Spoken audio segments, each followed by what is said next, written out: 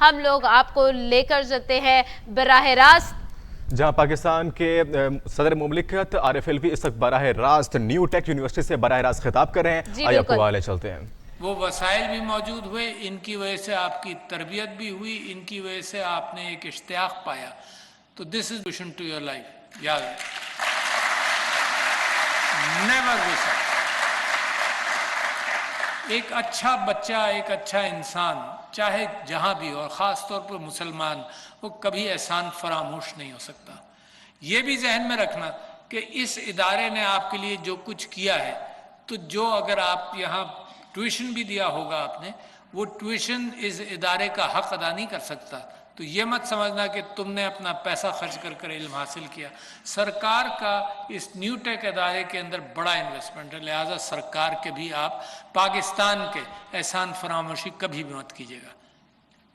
دوسری چیز کہ یہ کلچر کا حصہ بھی ہے، اور میں سمجھتا ہوں کہ میں پچھلے دنوں ایک اوورسیز پاکستانیز کی محفل سے بات کر رہا تھا، تو وہاں پر میں نے ان کو یہ احساس دلایا جو ان کو ضرور ہوگا کہ لوگ یہاں سے پڑھ کر جاتے ہیں. ایک تو افسوس ہمیں یہ ہوتا ہے کہ جب آپ کے اوپر حکومت نے اور پاکستانیوں نے اتنا موقع دیا، آپ کو ایلیٹ بنایا اس معاشرے نے، صرف اس انسٹیٹیوشن نہیں، سارے راستے پاکستان نے آپ کے اوپر محنت کی ہے.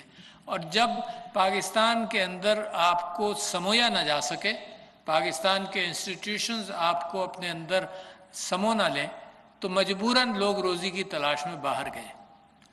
تو میرا تو انویسٹمنٹ ضائع ہو گیا. دلایا جو ان کو ضرور ہوگا کہ لوگ یہاں سے پڑھ کر جاتے ہیں. ایک تو افسوس ہمیں یہ ہوتا ہے کہ جب آپ کے اوپر حکومت نے اور پاکستانیوں نے اتنا موقع دیا، آپ کو ایلیٹ بنایا اس معاشرے نے، صرف اس انسٹیٹیوشن نہیں، سارے راستے پاکستان نے آپ کے اوپر محنت کی ہے. اور جب پاکستان کے اندر آپ کو سمویا نہ جا سکے، پاکستان کے انسٹیٹیوشنز آپ کو اپنے اندر سمو نہ لیں، تو مجبوراً لوگ روزی کی تلاش میں باہر گئے. تو میرا تو انویسٹمنٹ ضائع ہو گیا نا.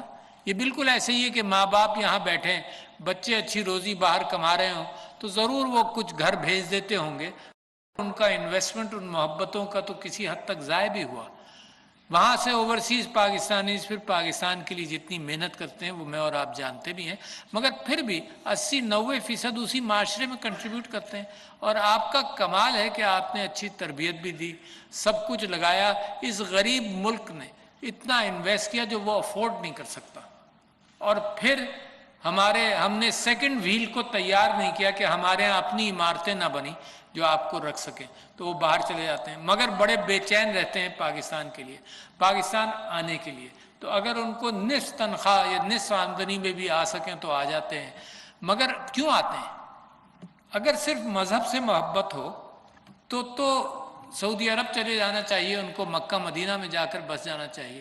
تو مذہب تو دنیا میں ہر جگہ پریکٹس ہو جاتا ہے. اصل میں پاکستان اس لیے آتے ہیں کہ یہاں کا کلچر اور یہاں کا مذہب کی پرائرٹیز کے اندر یہ بات موجود ہے کہ ماں باپ کی خدمت کرو، واقعی محبتوں کے ساتھ خاندان بناؤ. یہ ان کو وہاں ترس جاتے ہیں. وہاں کا معاشرہ انڈیویجولائزیشن سکھاتا ہے. وہاں کا معاشرہ کہتا ہے سیلفش ہو جاؤ، اپنے لیے دیکھو، اپنا کرو. اور یہاں کا معاشرہ ابھی بھی ڈسپائٹ چیلنجز ابھی بھی دل کھول کر لوگوں کو اپناتا ہے، اپنے خاندان کے اندر خدمتیں کرتا ہے. میں تو پرانی بات کر رہا ہوں، 70s میں جب میں 73 میں مشیگن گیا ماسٹرز کرنے کے لیے، تو مجھے بڑا تعجب ہوا. ایک دو واقعات عجیب سے ہوئے. میرا جو استاد تھا ہیڈ آف ڈپارٹمنٹ، وہ کہنے لگا میرا ویکنڈ ضائع ہو گیا. تو میں نے اس کو پوچھا کیوں ضائع ہو گیا؟ کہنے لگے اس وجہ سے ضائع ہو گیا کہ میں اپنے میں نے اس کو ٹرانسفر کیا. اور میری آنکھیں پھٹی رہ گئیں کہ 73 میں جب وہ زمانہ آ رہا تھا کہ اس نے کہا کہ میرا ویکنڈ ضائع ہو گیا کیونکہ میں نے اپنے باپ کی یہ خدمت کر دی. بٹ رسل نے ایک کتاب لکھی تھی، اب مجھے اس کا صرف ٹائٹل یاد رہ گیا کیونکہ 60s میں نے پڑھی تھی، marriage and morals in society. اور اس نے یہ کہا تھا کہ یہ زمانہ جس انداز سے آ رہا ہے، اس میں اقدار جو ہیں وہ پیچھے چلتی چلی جائیں گی. ہر شخص انڈیپینڈنٹ ہو جائے گا اور اپنی زندگی میں اور اپنی آمدنی میں اتنا پھنس جائے گا کہ ہر چیز شادی خاندان یہ سب چیزیں چیلنج ہو جائیں گی، ہو چکی ہیں۔ پاکستان کے اندر ایک قانون پاس کرنا پڑا، ذرا دیکھیے نا، مطلب وہ زمانہ بھی آ گیا۔ پاکستان کے اندر ایک قانون پاس کرنا پڑا جو 8-10 مہینے پہلے پاس ہوا۔ اس کے اندر یہ تھا کہ اگر کوئی اولاد اپنے ماں باپ کی قدر نہ کرے، ان کو ان کے گھر سے نکالے یا ایسی کوئی کیفیت پیدا ہو تو اسٹیٹ بیچ میں جائے گی۔ یہ تو معاشرے کا کام تھا، معاشرہ ایسی تربیت دیتا تھا، معاشرہ اہتمام کرتا تھا، خاندان والے اہتمام کرتے تھے کہ بے غیرت تم نے ایسا کام کیا کیوں؟ یہ اسٹیٹ کو تو یہاں جانا ہی نہیں چاہیے تھا۔ اس کا مطلب there is a change happening in society۔ اور بچوں آپ تو یاد رکھو، یہ چینج جو ہے یہ ذہنی چینج ہے۔ اس کو چینج کرنے کے، اس کو ٹھیک رکھنے کے لیے دیکھو کمائیں، محنت کریں، کوئی اس چیز سے نہیں روک سکتا، مگر جب محبتوں کو نکال دو گے اپنی ریلیشن شپ سے تو خود بھی پریشان رہو گے، خود بھی اسٹریس میں رہو گے، اور معاشروں کے اندر وہ تناؤ پیدا ہوگا کہ اپنا میں اکیلا میں زندگی گزار سکتا ہوں۔ نتیجہ کیا ہے؟ Let me mention to you something which came to my knowledge only about 1 or 2 months ago، اور میں نے اسمبلی کے اندر جو تقریر کی اس کے اندر بھی اس بات کو شامل کیا۔ اتنا سٹریس ہے سوسائٹی میں، اتنی پریشانی ہے سوسائٹی میں کہ فگرز ہی نہیں تھے کوئی۔ تو human rights commission of Pakistan نے فگر دیا کہ 24% لوگ ایک وقت میں کسی پریشانی میں موجود ہیں، جس کو سٹریس کہتے ہیں۔ دوسری بات ہے کہ اگر اس پریشانی میں ان کو گھر میں لوگ شیئر کر لیں، گھر میں دیکھو جوائنٹ فیملی میں ایک خوبصورتی تھی، گھر میں لوگ شیئر کر لیں۔ جب اکیلا ہو جاتا ہے تو کسی سے شیئر بھی نہیں کرتا، گھر میں لوگ شیئر کر لیں تو وہ پریشانی کم ہو جاتی ہے۔ لہٰذا آج کل میں پھر اس بات پر محنت کر رہا ہوں، جیسے مسز سمینہ علوی نے بریسٹ کینسر کو فوکس کر کے 3-4 چیزوں پر لائے، میں بھی یہ کوشش کر رہا ہوں کہ یہ جو سٹریس ہے معاشرے میں اس کو قابو کیا جائے۔ مگر ایک فگر اس میں اور بھی بڑا الارمنگ تھا، وہ الارمنگ یہ تھا کہ کالج گوئنگ اسٹوڈنٹس اور اساتذہ کے لیے یہ انفارمیشن ہے کہ 60 to 80% of college going students are under stress. ایسی کیا کیفیت ہے؟ علم کی تلاش کے اندر یہ ذہنی پریشانیاں کیسے آ گئیں؟ یہ کیسی مشین ہے جس پر ہم نے ان کو ڈال دیا، جس کے اندر یہ مسلسل بھاگتے رہے اور دماغی تناؤ کے اندر مبتلا ہوں۔ نتیجہ کیا ہے؟ یہ فارمیٹیو ایئرز کے اندر ہم نے ان کی مشین، روزی کمانے کی مشین کے اوپر ان کو اتنی ایکسرسائز کروائی کہ زندگی بھر ایسے ہی زندگی گزاریں گے، صرف روزی کے پیچھے بھاگیں گے۔ تو یہ بیلنس جو ہے یہ ضرور میرے پاکستان کو اس وقت ضرورت ہے کہ آپ لوگ بڑی محنتیں کریں اور دوسروں کا دنیا کا مقابلہ کریں، مگر زندگی میں ایک بیلنس رکھنا بھی بڑا ضروری ہے جو میں آپ سے کروں۔ 60 to 80% of students were under stress. اور جو آپ اخبار میں کبھی کبھی خبریں دیکھ لیتے ہیں نا کہ ماں نے بچوں کو مار دیا، یہ ہوا، یہ تو صرف وہ بامز ہیں جو ٹپ آف دی آئس برگ پہ جا کر ایکسپلوڈ ہوتے ہیں۔ باقی معاشرے میں جو کچھ ہو رہا ہے وہ میرے لیے اور آپ کے لیے پریشانی کا باعث ہے۔ اس کے بعد میں آپ سے یہ بات کہوں کہ علم جو ہے وہ بہت بڑا ہے۔